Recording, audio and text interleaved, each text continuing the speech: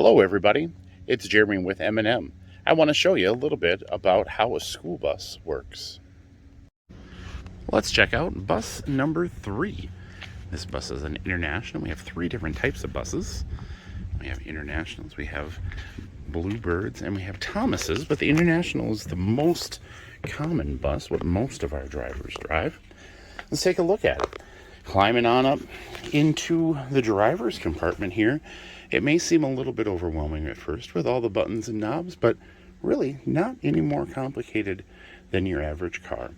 Taking a look at it, of course, you have your steering wheel. And if we look closer at the steering wheel, those buttons on there are just cruise control. Your bus does indeed have cruise control, used normally when you're taking a little bit longer trip or long stretches down the highway. This is an automatic. Your gear selector is there, and of course your key. You do have a radio, and then this microphone is a PA system hooked up to speakers along the way throughout the course of the bus so that you're able to make announcements and make sure that everybody throughout the bus can hear you without yelling. As we sit down in the seat, you can see that you've got about the same amount of gauges you do on your car, your RPMs, miles per hour, your fuel gauge, battery meter, and then a couple other ones on a bus that are a little bit important, but for the most part, not anything you need to worry about.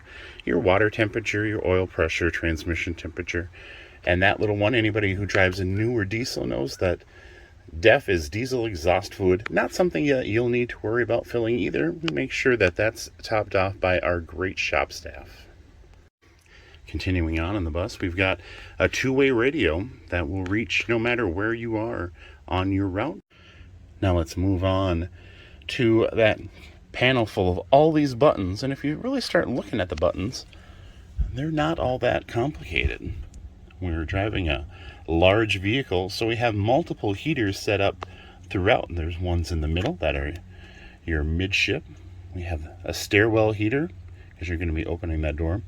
One for the driver that heats the driver compartment, and then 2 different ones for the back of the bus. So we're able to spread heat throughout the bus on those cold winter days. A boost pump just makes your bus get a little warmer, a little faster. It increases the flow of that water temperature that we looked at just a minute ago.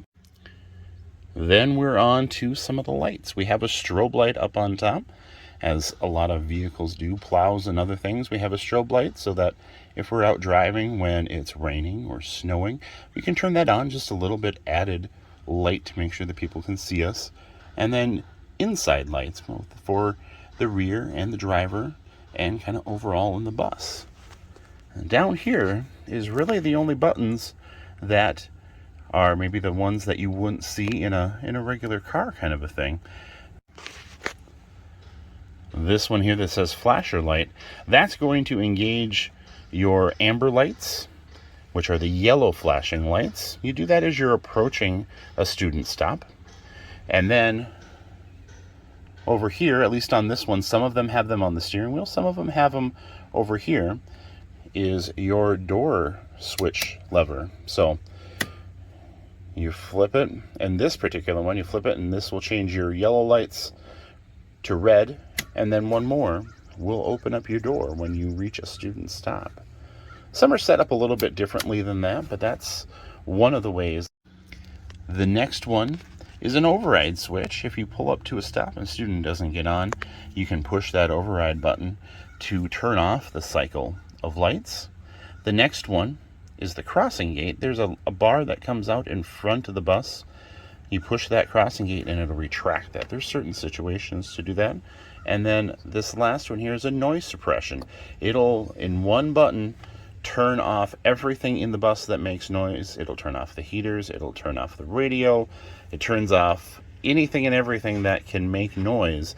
Generally, we'll use that at a railroad crossing. So that's kind of the nuts and bolts of a school bus. We got a lot of great mirrors and other stuff, but there's no stick shift. There's nothing particularly scary about a school bus. So we certainly hope that you come out and check it out and drive one for yourself on July 31st. We're going to be having it out from 3 to 6.